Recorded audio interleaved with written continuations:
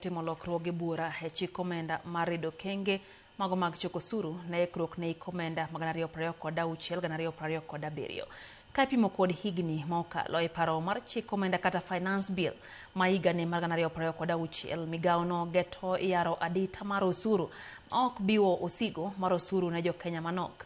Achiel kuom osuru molieki e paro mar chik omenda no en kelo juok mar osuru mar 5% kuom nengo lewni kod wuoch mag mtumba ma iome pinje ma oko e kinde okenge moko mag osuru. Migawo mar omenda nyocha opedho budget ma olieki ne od bura. Budget ma pek mare en shillings $4.8 ne hik omenda 2026-2027. Pek mar bajedno nyiso ni sirkal nyaka get choko mar osuru madirom $3.6 mar tieko dwaro mage. To kaluwore gi dwaro mar chik, lokruok ma idhi tim ne chik osuru owinjore tim ka okale paro mar chik omenda ma sani oselieki ni nyalo biro konyo e yudo omenda mag loyo dwach bajedno. Paro mar chik omenda kata finance bill mag 2026 nigi paro mag lokruoge ma kagi kacha ka ranyisi gin weche mag cholo ripode mag osuru ne duol mar KRA ma paro mar chik no geto neno ni Jokenya ocholo ripodego ma oko kalo dwe mar 4 mar higa ka higa. Jogo mandiko ni oko kuno osuru e ripode mag cholo ni KRA kata nil returns bende dwaro ni ochwal ripode ma kamago e giko dwe maluwo dwe mogik mar hik omenda mar kuonde magitiye.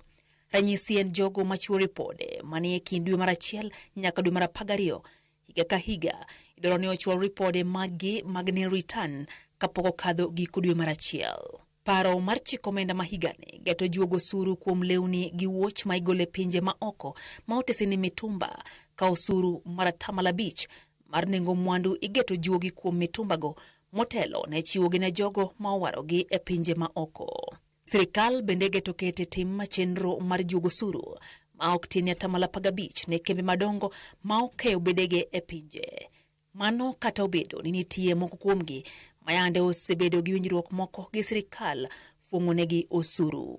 Paro mar chik omenda no bende geto timo lokruok ne chik osuru ma ijogo kembe mag joket mwandu mawuok e pinje ma oko ma iluongo ni corporate tax ka owuok e 37.5% nyaka 30%. Wego rak ma ok Jokenya to timo orage pacho ka osuru margi dhi chung'ie 15%. Paro mar chik no geto neno ni ojogo osuru mar 1.5% kata withholding tax kuom yuto mar uso chumbe mag scrap. Tuke magoyo punda bende geto osuru mar 20% kata withholding tax kuom loch moyudre e tugo ka tugo. Paro mar chik omenda geto juogo osuru mar 50% ne nyamburko ma iomo oko ka ndikruok margi mokwongo okalo higni 30 kendo mano manengogi ok tin ne $10,000,000. Joket mwandu mawuok e pinje ma oko to nigi udi ma ikombe pacho ka bende koro inyalo chun ni ochulo osuru mamalo kaluwore gi lokruoge ma geto e paro mar chik omenda 2026. Ma en achiel kuom okenge ma sirkal geto tiyo godo mar yaro kapu mar osuru. Osuruno ma otisi ni non-resident rental income tax idhi jogi ji kata kembe ma ok mag Jokenya to nigi udi mag apanga ma koro ichano juogi 10%. E twak mare motelo, jatend migawo mar omenda John Mbadi nyocha oselieko ni sirkal geto jiwo chenro mag choko osuru ka okalo e rido kenge mag choko ma ok oketo mahino e medo osuru. Ma en yo ma ing'iyo kaka mar keto mahino e yaro adita mar choko osuru ma ok keto sigo mar osuru no kuom ji manok ma bende nyalo kelo ng'ur kaka notimore e hik omenda 2024. Sirkal ka okalo duol mar KRA bende geto yaro chenro mar tiyo kod mbui mar osuru ma otesi ni e-teams kaka yor tego yore mag osuru kendo geng'o rode ma osuru lal godo.